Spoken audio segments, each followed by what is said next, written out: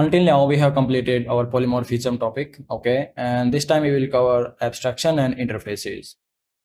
So let's see this one, what it is. First one is concept of abstraction, then abstract classes and architecture.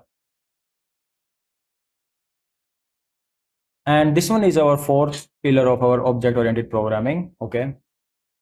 So abstraction is the process of hiding the internal implementation details of a system and exposing only the essential functionality to the outside world. It lets us use a component by knowing what it does without needing to understand how it does it. Okay, this one is important. We only need to expose what our system does or what our implementation does. We have to hide how we are doing that. This is one of the four pillars of our OOPS, okay, and its purpose is to manage complexity. As systems grow, we cannot hold every detail of every subsystem in our head. So we design boundaries that hide implementation details behind simple and well-defined interfaces. We will cover interfaces in next topic. This is the process of hiding the internal implementation. Okay. Now the what versus the how. This is our one example. Okay, of our coffee machine. Very simple. We don't need to know what's going inside. Okay, we just need to press one button and we want our coffee, right? How implementation, grinding beans, heating water to a specific temperature. Okay, we don't need to know anything about that. We have one example, abstract class coffee machine. The what. Okay, the simple interface for the caller and the how. All right, make coffee. Here we are calling many methods. We have chain, that's fine. And these are our private methods, right? Grind beans, heat water. We can expose this make coffee function, all right? And we can hide these methods. The caller only sees the public method, which is make coffee, okay? Caller interacts with MakeCoffee. The four private helper methods are implementation details that can change over time without affecting any code that uses coffee machine. This one is important. Now, why abstraction matters and why do we need this one? Professional software depends on abstraction for three core reasons. First one is reduced complexity. A developer using our class only needs to learn its public methods, okay? Not the internal algorithms. A well-designed API fits in a reader's head. Okay. The implementation does not have to. Flexibility to change. You can replace or rewrite the internal logic at any time as long as the public methods keep their contract. And upgrading the coffee machine's heating element does not change how the button works, right? Security and safety. Hiding internal state prevents callers from putting the object into an invalid configuration. They can only interact through the methods that we are explicitly exposing. All right.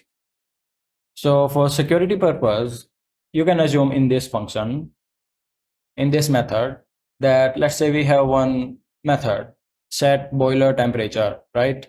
And some user might think that something, let me set it to 500 degrees for extra strong coffee, right? So they would blow up the machine. That can happen, right? So we can hide some important methods, right? We can make them private, okay, so that normal user don't interact with them directly. Now, most confusing part, abstraction versus encapsulation. Now you might be thinking that in encapsulation we were doing same things, like similar thing. Okay, we were making our fields private and exposing getter functions, right? And here we are also doing something similar, right? Making our methods private. Okay, these two pillars of object oriented programming are often confused because both involve hiding. The difference is what is being hidden and why. In encapsulation, we hide data, right? Our fields. It bundles fields with the method that operate on them, and encapsulation hides data. Okay.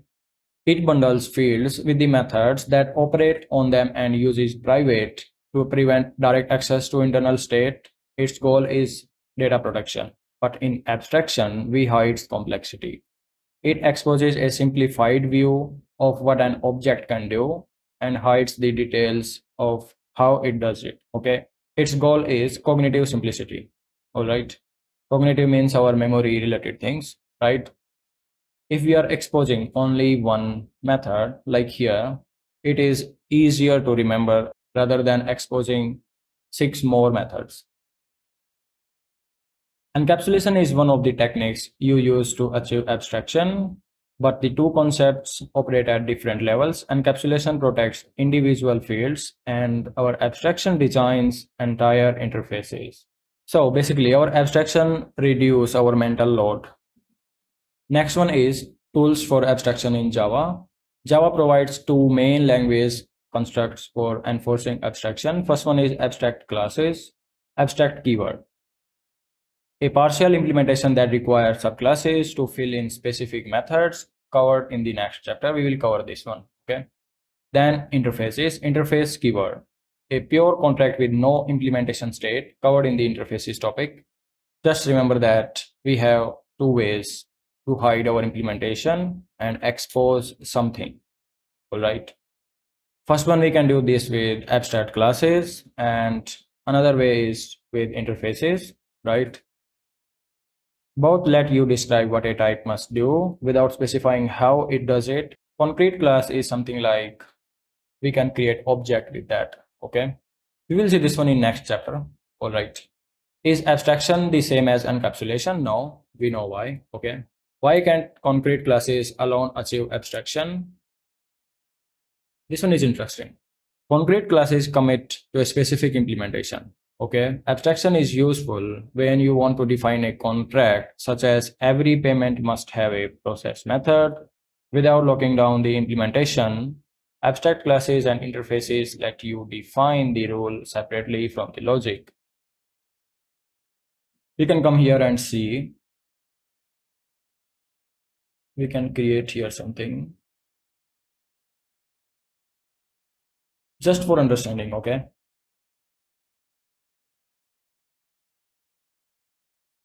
Java class. We can create here main for now. Okay. So let's say we have one class, abstract class, not animal. Let's take another example, payment, payment processor, and people extend this one. Now here, let's say we have one abstract method, void process payment. This one is our abstract class.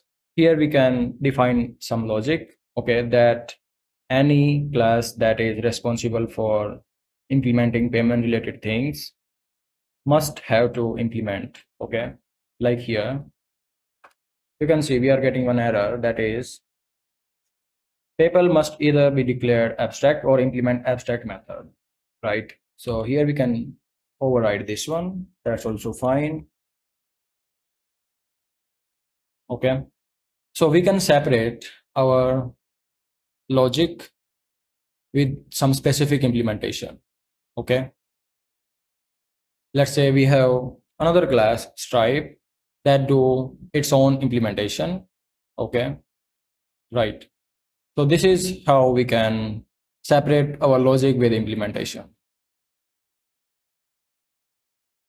Now our third one is, does abstraction affect runtime performance? No, the runtime cost is negligible. Abstract method dispatch uses the same virtual method mechanism as regular overriding. The benefit is in maintainability and flexibility, not raw speed. Because usually in development, our developer time is usually more expensive than our computer time. Okay.